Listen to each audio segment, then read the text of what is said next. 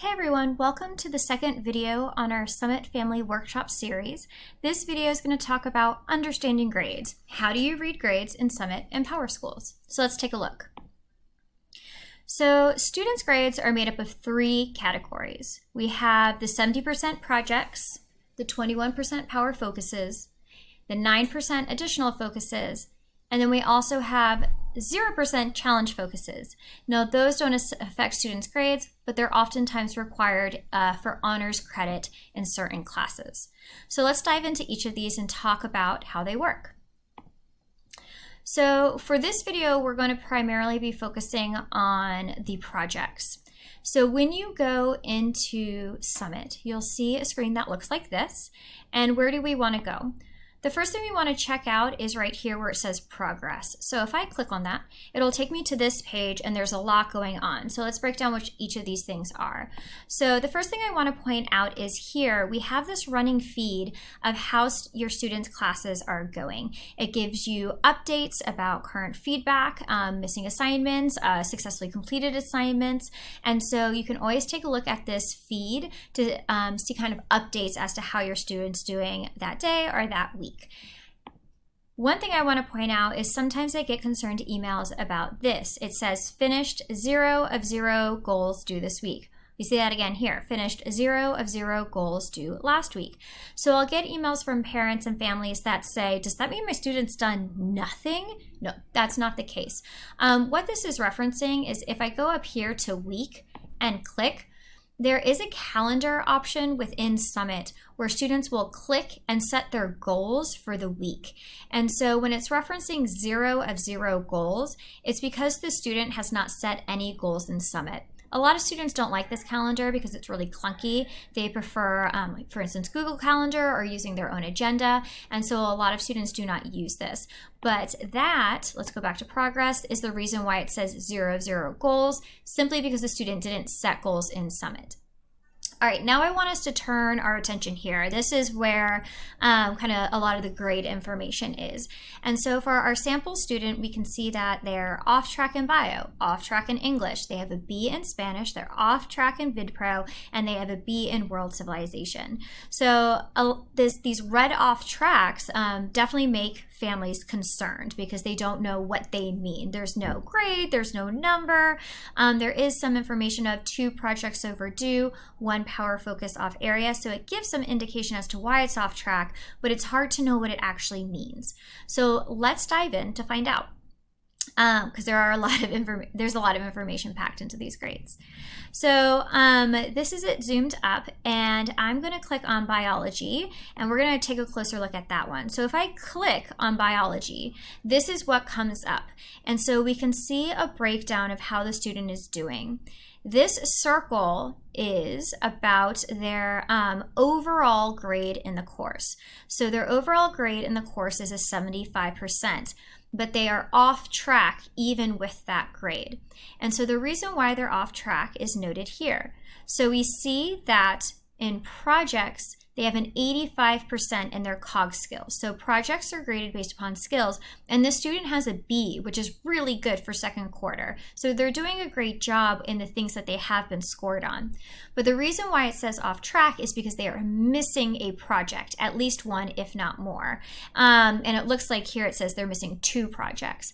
And so that's going to become a problem when those projects become permanent zeros that deduct from their final grade. And so even though they have an 85%, the fact that they're missing 2 projects is a pretty big deal. When we go here, we can see in their power focus areas, which are assessments. We'll talk more about that in another video. But in their power focus assessments, they have a 75%. That's because they're behind by 1. And so they are off track. But all they need to do is complete that 1 assessment, and they'll be back to a 100%. And then for the additional focus areas, they have a 0%. They have not attempted any of those.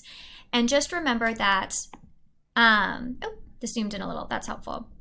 Just remember that the projects, this 85% is 75% of this total grade. And these power focuses, that 75% is 21%, of their total grade. And these additional focuses, that 0%, is 9% of their total grade. And so that's how these numbers get us to this total number right here. And so if I step back and think about this student, if this were my student, I would be a little concerned. They're behind by 2 projects and they're behind by 1 power focus area. They definitely have some work to do. The nice thing is once they're caught up, this student will have a B in the course, which is outstanding. So they just need to make up this work and they will have a B grade. All right, so let's talk about how this information looks in Power Schools, because we do see that there are grades in Summit and in Power Schools. How do these kind of relate to each other? So we'll see here in Power Schools, we have this thing that says projects, which correlates with right here where it says projects. So 85%, 85%. These are directly connected. They're the same grade. Here we have PFAs, 100%, PFAs, 75%. Wait, that's different. Why? It's because Power Schools needs to be updated, and that's why it's different. Power Schools gets updated about every 2 weeks by teachers. Summit is always completely up to date. So if you're hoping to get the most up-to-date information about your student, please look in Summit. Power Schools is where we enter our grades. And so while it is generally accurate, since it's only updated every 2 weeks, it can be off by a bit. And we see that here, where last time these grades were updated, the student had all of their PFAs done, and at this point they've fallen behind. Then we see AFAs here, we see 0, and that corresponds with the 0 here. So we can see that these are intended to reflect these. In this biology grade book, there are other assignments here. These don't actually count towards the student's grade. As you can see, it says star excluded, and we see the stars here. I believe that this teacher is using this to help indicate missing work by the student. So the student's missing this assignment and this assignment. They were likely missing these assignments in the past and have completed them. So the teacher is using this as a means to kind of communicate missing work. But ultimately, what affects the student's grade are just the project, PFA, and AFA components. All right, so just in case we're still a little confused, we're going to look at one more example for English. So if I click on English 1, I get to see the Summit grades right here, and I'm going to show you how they correspond in Power Schools. So here, the student has an 83%, a B, great job student, but they are off track. Why? It's because they have 1 project due, and we can see that here. They have an 88 in projects, their cog skills look fantastic, but they are missing 1 project, which that 0 will eventually affect their grade by bringing it down. And so we want to make sure they get that project done before January 5th, the cutoff date for them to produce any more work for quarter 2. Now in the power focuses, they have 100%. They're totally caught up in power focuses. Outstanding. And here we have additional focuses. They have a 0% because they have not attempted those. Now when we look at Power Schools, projects, they have 88%. That matches. PFAs, they have 100%. That matches. AFAs, they have a 0%. That matches. And therefore for the final grade, it's an 83%, and that matches. So we can see that this grade book's likely been updated recently because it perfectly matches Summit. There's also a couple things that I want to talk about just to make sure that they're clear. So the first thing is the idea of quarter deadlines. Now with Summit grades, they do build over time. So a student can continue increasing their grade until the very last day of school. However, we do have deadlines when no more makeup work is allowed. This stops students from trying to complete 6 projects on the last week of school. And so for instance, we're in quarter 2 right now, and this student has a project overdue in English. Quarter 2 must have all assignments submitted by January the 5th. So if this student does not turn in this project by January 5th, they no longer will be able to turn in this late project, and it will become a permanent deduction on their final grade. Same thing with these missing 2 projects right here, this missing project right here. So my student right now has 4 missing projects, and they have until January 5th to complete them. So I'd want to make sure that I'm supporting them at home so that those projects are done by the January 5th cutoff date. The other thing I want to point out here is this honor credit Right here, we can see that in this English class, there's an honor credit row. You'll be seeing an honor credit row in the majority of your students' core classes by second semester. Not in electives, not in AP courses, but in core classes, students can earn honors credit by doing certain work in that class. And so this should start appearing in your students' gradebook so that you can see how they're progressing with honors credit should they choose to pursue it. Here we see the purple circle with a cross in it. If you see that purple cross, make sure to know that that means your student has communicated that they do not plan to pursue honors credit. So this means that they're not receiving honors credit. If it's orange, missing, that means that your student is attempting to receive honors credit, but is not on track to do so. And if it's a green check mark, that means that they are on track to achieve honors credit if they continue doing the work that they are doing. And so that information should help you fully read the PowerSchools gradebook. All right. So why are these grades different between Summit and PowerSchools? Just to reiterate this, PowerSchool grades are updated every 2 weeks. So Summit grades are the most accurate grade view. So if you want the most up-to-date grades for your students, please go to Summit. PowerSchools is where we store our grades for report cards.